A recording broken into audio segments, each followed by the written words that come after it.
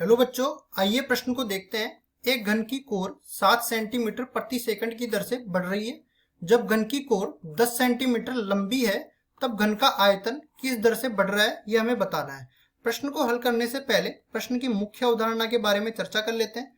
मुख्य अवधारणा, तो देखो, मुख्य अवधारणा में परिवर्तन की दर हमें निकालनी है। परिवर्तन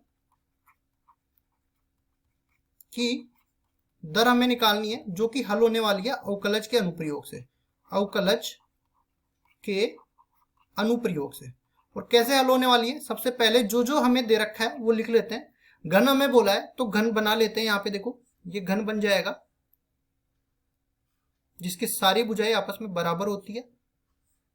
ये हमने घन बना दिया। और इसकी भुजा की लंबाई या कोर की लंबाई भी बोल सकते हैं, वो हम लोग ए इकाई मान लेते हैं।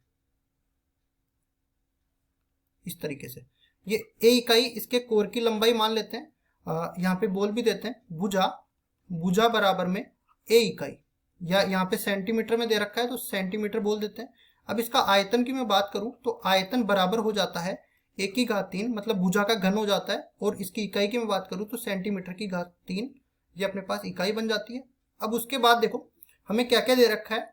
भुजा दे रखा है 10 सेंटीमीटर के बराबर, इधर ये आ जाएगा 10 सेंटीमीटर के बराबर। और घन की कोर में परिवर्तन की दर समय के सापेक्ष क्या दे रखा है, डी ए बटा में डी टी, ये दे रखा है कितना, 7 सेंटीमीटर प्रति सेकंड। 7 सेंटीमीटर प्रति सेकंड ये हमें दे रखा है। और डी वी बटा में डी टी, वी क्या है, ये जो आयतन है इसको वी से निरूपित करेंगे। डी वी बटा में डी टी ये हमें पूछ रहा है, तो कैसे निकालेंगे। देखो, वी हमें दे रखा है 1 की घात 3, तो v का अवकलन कर देंगे t के सापेक्ष। तो इसमें क्या होता है, श्रृंखला विधि से पहले 1 की घात 3 का अवकलन करेंगे a के सापेक्ष और फिर a का अवकलन कर देंगे t के सापेक्ष।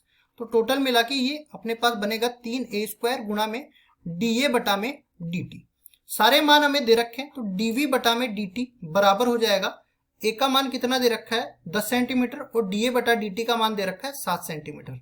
तो यहाँ पे बन जाएगा 3 गुणा में 10 गुणा 10 और ये बन जाएगा 7। आगे इसको हल करते हैं तो देखो ये क्या बन जाएगा, dv बटा में dt बराबर हो जाएगा 7 या 21 और 2 जीरो यहाँ पे और लग जाएगी, तो 21 और डबल जीरो। और इसकी इकाई की मैं बात करूं तो ये जो आयतन होता है उसकी इकाई होती है घन सेंटीमीटर और इसका अवकलन हुआ है t के सापेक्ष, तो सेकंड का इसमें भाग लग जाएगा।